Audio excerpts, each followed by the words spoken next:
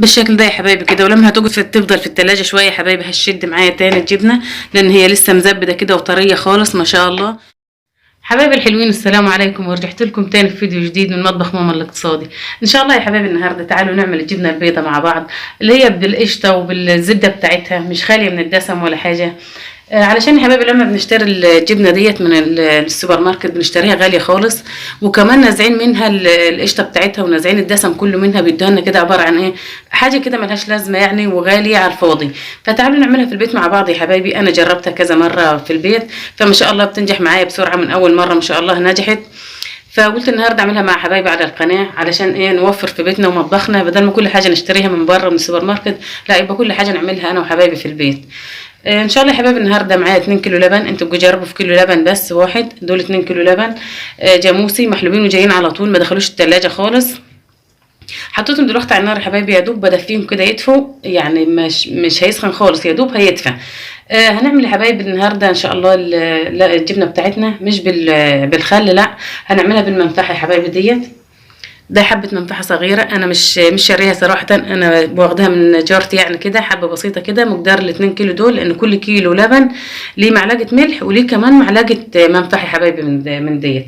المنفعة يا حبايبي ديت بتتباع عند الناس اللي هما بيبيعوا اللبن، وكمان في منها في الصيدليات، بس تختلف. دي يا حبايبي اللي معمولة في البيت ديت، يعني جارتي شرحتها لي ما شاء الله، يعني طبيعية جدا جدا، يعني عاملاها هي على ايديها في البيت.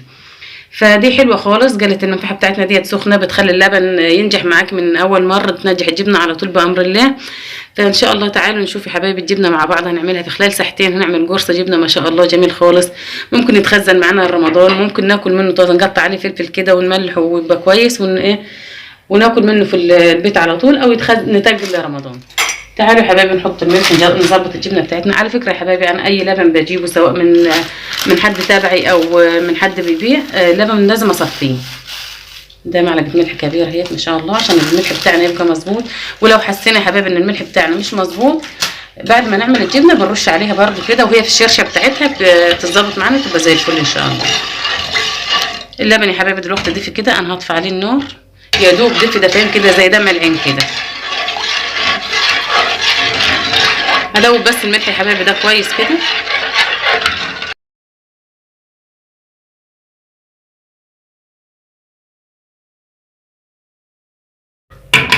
خلاص يا حبايبي الملح ده تماما اهو. بسم الله الرحمن الرحيم. المنفعه يا حبايبي معايا اهي، ادي معلقه اهي مليانه، بسم الله.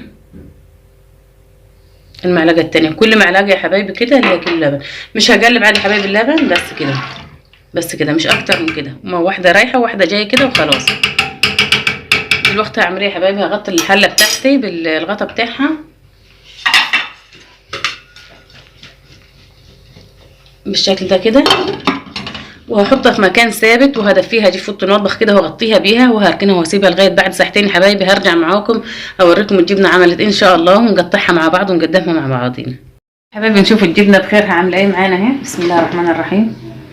معايا الاول يا حبايبي هنا ده طبق فاضي مدور كده، ومعايا مصفى، معايا طبعا الشاشه ديت البيضه اللي هي بيبقى شاي رجالي جديد يعني، وبنقص نصين كده، وبناخد منه جزء بنعمل فيه الحلويات ده، وبنشيله عندنا الحاجات اللي زي كده.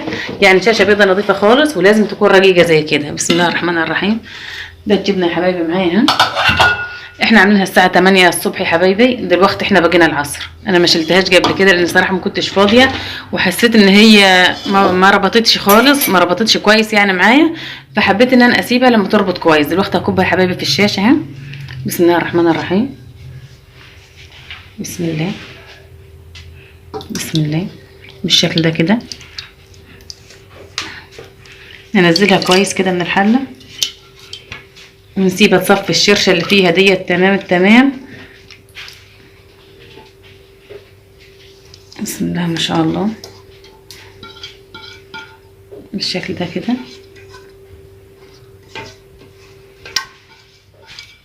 جبنه ما شاء الله هتبقى كلها قشطه دي يا حبايبي، والزبده بتاعتها وكل خيرها فيها.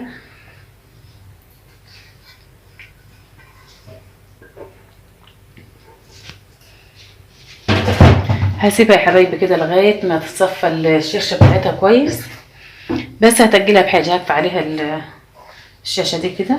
بسم الله. نحاول ان انا نلمها كده عشان ايه، عشان تصفي الشرشه بتاعتها كويس. يا حبايبي كده اهو بالشكل ده كده بس، وهسيبها كده تصفي الشرشه كلها اللي فيها، وبعدين نرجع مع بعض نقطعها مع بعضينا. بسم الله الرحمن الرحيم. الشرشه بتاعتها يا حبايبي اهي، بعد ما نزل كميه الشرشه بتاعتها اهي. بسم الله.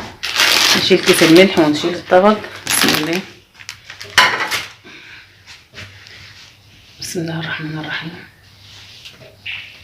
اتجمدت واتلمت تماما يا حبايبي اهي. بسم الله الرحمن الرحيم اهي. دلوقتي هبدأ اشيلها من الشاشة دي. بسم الله بالشكل ده كده علشان ما تتبهدلش، لان هي لسه طرية برضو خالص. بسم الله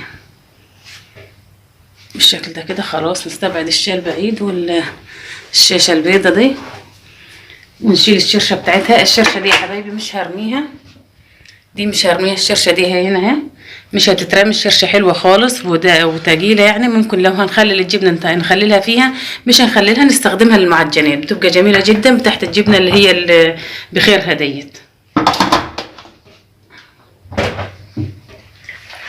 تعالوا يا حبايبي نقطع الجبنه. ال2 كيلو مطلعين معايا يا حبايبي، يعني انا لما وزنتهم قبل كده طلعوا كيلو الا 100 جرام، يعني 900 جرام بال20 جنيه، وعاملينها في بيتنا ونظيفه وكلها قشطه والله. وانت بتاكليها كده كانك بتاكلي قشطه مش جبنه. بسم الله الرحمن الرحيم. شايفين هي طريه ازاي؟ بسم الله ما شاء الله عليها.